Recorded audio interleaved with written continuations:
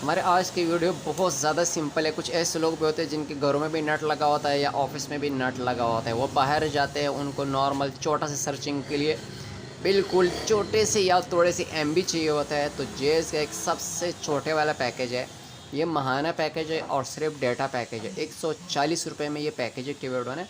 इसके अंदर 2 GB data है। अगर नॉर्मल सर्चिंग कहीं आने जाने के लिए बाहर के लिए तो ये बिल्कुल अच्छा पैकेज है। या तो अगर किसी ने ज़्यादा यूज़ करना हो तो फिर बड़ा पैकेज लगा ले, और अगर बिल्कुल नॉर्मल चाहिए तो बेहतरीन पैकेज है।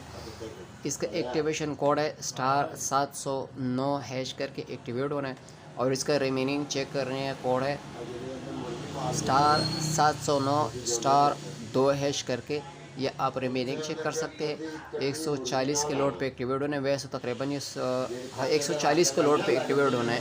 तो 140 का लोड करेंगे, कोड मिलेंगे एक्टिवेट हो गया। आप कहीं से भी इसको एक्टिवेट कर सकते हैं।